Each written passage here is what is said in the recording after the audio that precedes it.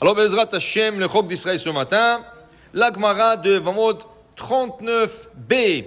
Tnan Atam, on a appris dans la Mishnah, mitzvah Yiboum, kodemet le mitzvah Chalitza.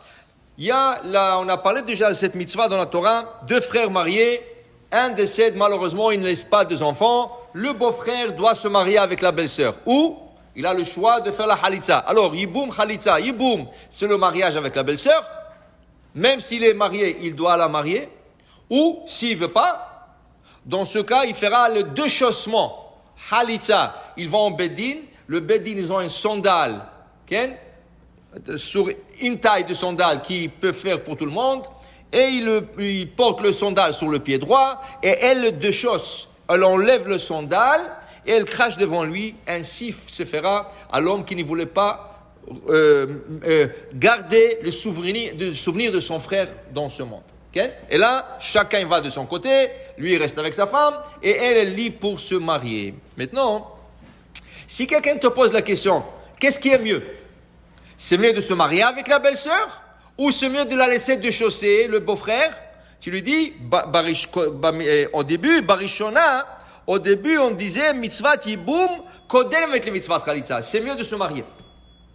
C'est mieux que le beau-frère se marie avec la belle-sœur. C'est mieux. Mais après, ça c'était tout à fait au début. Barishona, shayu mitkavnim leshem mitzvah. Quand ils avaient l'idée de la mitzvah.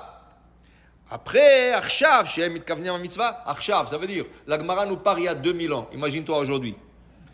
Arshav, maintenant que les gens ne sont pas 100% pour la mitzvah, alors mitzvah chalitza, kodem et le mitzvah tibou. On dit non, monsieur, c'est mieux que ta belle-sœur te déchausse.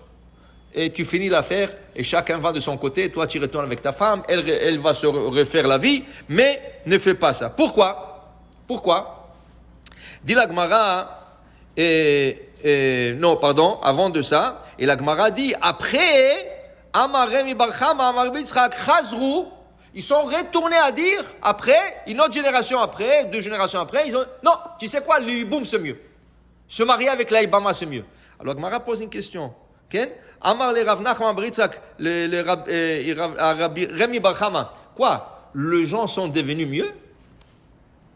On sait que plus que le monde avance, plus qu'il y a la corruption, plus que les gens ils ne font pas les choses, les Shem Shamaim, ils ne font pas avec beaucoup de ferveur. Oui, il y a beaucoup de Ma'asim Tovim, il y a plus de Hesed, il y a plus d'institutions et d'organisations de Hesed, mais la Kavana, l'intention, elle n'est plus là. Alors qu'est-ce que tu dis? Dit Rav Nachman Bar Yitzchak. Est-ce que les générations sont devenues mieux que tu dis non, c'est bien de se marier avec la belle-sœur? Il lui dit non. Au début, ils ont trouvé quelque chose et à cause de ça, ils ont arrêté le Yiboum. Qu'est-ce qu'ils ont trouvé? Ils ont trouvé que l'opinion de Tanya Abba Shaul Omer, il y a un rabbin qui s'appelait Abba Shaul à l'époque du Talmud, il disait, si la personne connaît cet Evimto, le Shemnoi, si il a la moindre de pensée sur la beauté de sa belle-sœur, il dit, non, elle est belle, j'aimerais bien la marier. Ou, le Shem Ishut, ou pour une kavana, une autre kavana, ou le Shem Davar Acher, elle est riche. Le frère, il a laissé une fortune. Et là, il veut, n'importe quelle pensée qu'il a dans la tête, la moindre de pensée, dit Abba Shaul, cette pensée, c'est comme si tu te maries avec ta belle-sœur qui est complètement interdit. Et s'ils ont un enfant, Karov Be'enai Liot Avlad Mamzer. Abba Shaul disait, je considère presque l'enfant qu'ils auront comme un mamzer, comme un bâtard. Quand ils ont entendu ça, oui, alors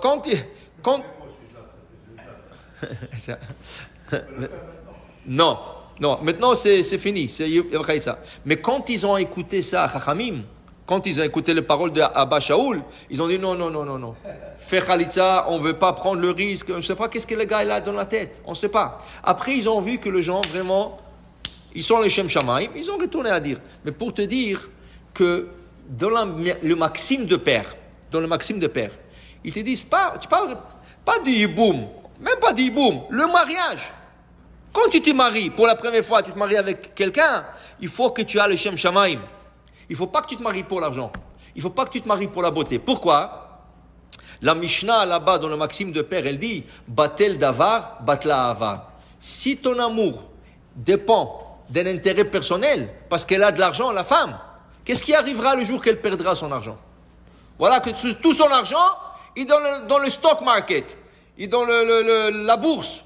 Et la bourse est tombée. Maintenant, tu n'aimes plus ta femme? Okay? Voilà qu'elle est super belle. Et Hav Shalom, elle a un accident. Maintenant, elle boite. Quoi, tu n'aimes plus ta femme? Parce que tu te maries avec intérêt. Fais attention. Le jour que l'intérêt sera plus là, tu auras beaucoup de problèmes. Alors, quand tu te maries le Shem Shamaim. Tu dois te marier au nom du ciel. Ça veut dire pour faire la mitzvah, de se marier, d'avoir des enfants. Okay? Oui, il faut qu'il t'attire un peu. Il faut qu'elle t'attire un peu. Mais ce n'est pas la beauté qui va faire le bonheur dans le couple, ni l'argent qui va faire le bonheur dans le couple. Regarde, dès que les gens ils ont des problèmes financiers, une des premières choses sur la table, c'est le divorce. Pourquoi? Parce qu'il a perdu l'argent, ton mari, tu ne veux plus de lui, ou toi, tu ne veux plus d'elle. C'est pas normal, parce que ça veut dire qu'au début, il y avait intérêt. Alors, quand la personne se marie, il faut que se marie les Shem Shamaim. Baruch Adonai Le'olam. Amen ve Amen.